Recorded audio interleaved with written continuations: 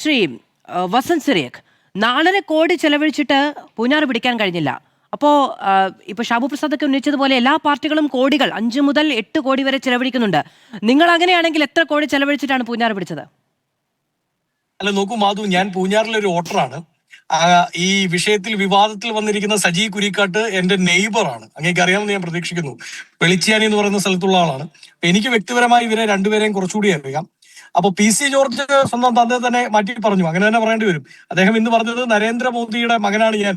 75 വയസ്സുള്ള നരേന്ദ്രമോദിക്ക് 74 വയസ്സുള്ള PC George, പ്ലാത്തോട്ടത്തിൽ Chacko Modi George എന്നൊരു മകൻ കേരളത്തിലുണ്ട് എന്ന് തിരിച്ചറിഞ്ഞത് ഇന്നാണ്.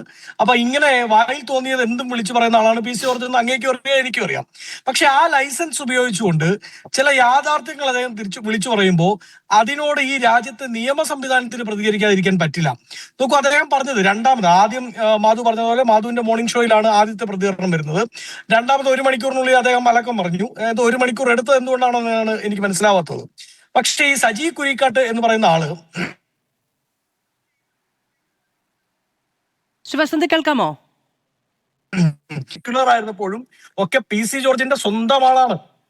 അല്ല, കേൾക്കാമെന്ന് പ്രതീക്ഷിക്കുന്നു. കേൾക്കാമല്ലോ അല്ലെ മാധു? കേൾക്കാമല്ലോ. അതായത് ഈ സജി കുരിക്കാട്ട് എന്ന് പറയുന്ന ആള് PC ജോർജിന്റെ സ്വന്തം ആളാണ്. അദ്ദേഹം സെക്യുലർ ആയിരുന്നപ്പോഴും ജനപക്ഷമായിരുന്നപ്പോഴും ഒക്കെ PC ജോർജിന്റെ സന്തത സഹചാരിയാണ്. അതുകൊണ്ട് സജിയെ പറ്റി ഏതെങ്കിലും ഒരു BJP-ക്കാരന് PC ജോർജിനെ തെറ്റിദ്ധരിപ്പിക്കാൻ പറ്റുമെന്ന് ഞാൻ വിശ്വസിക്കുന്നില്ല.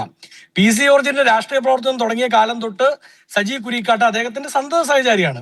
അപ്പൊ ഏറ്റവും നിയറസ്റ്റ് ഫ്രണ്ടിനെ പറ്റി, ഏറ്റവും നിയറസ്റ്റ് പൊളിറ്റിക്കൽ ഫ്രണ്ടിനെ പറ്റി ഏതെങ്കിലും ഒരു BJP-ക്കാരൻ, അതായത് BJP-യിലേക്ക് PC ജോർജ് പറഞ്ഞിട്ട് പതിറ്റാണ്ടുകളുടെ പാരമ്പര്യമൊന്നും ആയില്ലല്ലോ. അപ്പോ ഏതെങ്കിലും ഒരു BJP-ക്കാരൻ വന്ന് സജിയെ പറ്റി PC ജോർജിനെ തെറ്റിദ്ധരിപ്പിച്ചു എന്ന് പറഞ്ഞാൽ അത് വിശ്വസിക്കാൻ പറ്റില്ല. 1. 2, PC ജോർജിന്റെ ഫിനാൻസ് മുഴുവൻ ഹാൻഡിൽ ചെയ്ത അദ്ദേഹമാണ് എന്ന് വ്യക്തിപരമായി എനിക്കറിയാവുന്നതാണ്. അത് ശരിയുമാണ്. അതിൽ BJP-ക്കും RSS-നും വലിയ എതിർപ്പ് ആ സംഘടനാ ഈ തെരഞ്ഞെടുപ്പിന്റെ സമയത്ത് തന്നെ സംഘടനയ്ക്കുള്ളിൽ ഉണ്ടായിരുന്നു. കാരണം RSS-കാരെയോ നേരിട്ട് BJP-ക്കാരെയോ ഏൽപ്പിക്കാതെ അദ്ദേഹത്തിന്റെ കൂടെ വന്ന പഴയൊരു ജനപക്ഷക്കാരനെ ഇക്കാര്യങ്ങൾ ഏൽപ്പിച്ചു എന്നൊരു വിവാദം അവരുടെ കമ്മിറ്റികൾക്കായിട്ടുണ്ടായിരുന്നു. PC ജോർജ് ഇത് സ്റ്റാർ മണ്ഡലമാക്കണം, അതുകൊണ്ട് തന്നെ മത്സരിപ്പിക്കണമെന്ന് ആവശ്യപ്പെട്ട് വാശി പിടിച്ച് BDJS-ൽ നിന്ന് ആ മണ്ഡലം മേടിച്ചതാണ്. അപ്പൊ അതിന് പിന്നിൽ പണത്തിൻ്റെതായിട്ടുള്ള ലക്ഷ്യമുണ്ടായിരുന്നു എന്നാണ് നമുക്കിപ്പോ മനസ്സിലാവുന്നത്. മുമ്പ് BDJS മത്സരിച്ചുകൊണ്ടിരുന്നത്.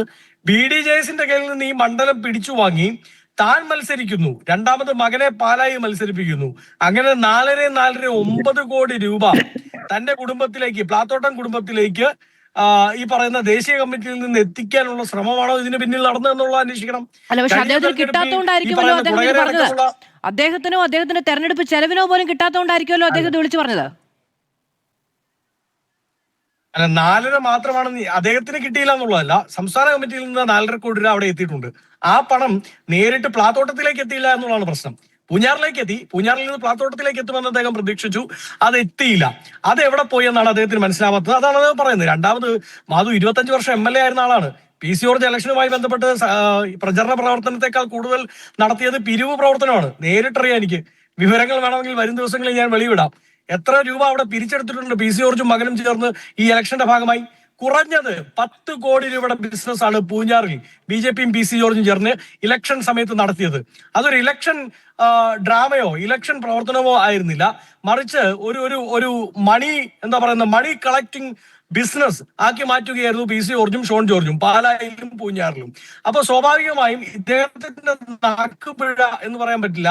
ആ അവിശുദ്ധ നാക്കിൽ നിന്ന് വെളിയിൽ വന്നിരിക്കുന്ന ഈ വിശുദ്ധ വചനങ്ങൾ കൃത്യമായി ഇലക്ഷൻ കമ്മീഷൻ മോണിറ്റർ ചെയ്ത് അതിൻ്റെ അകത്ത് ആവശ്യമായ നിയമ നടപടികൾ സ്വീകരിക്കണമെന്നാണ് കോൺഗ്രസിന്റെ നിലപാട്. നമ്മൾ പരാതി കൊടുത്തു കഴിഞ്ഞു. ആ കാര്യങ്ങളുമായി മുമ്പോട്ട് പോവുകയും ചെയ്യും. ഓക്കെ.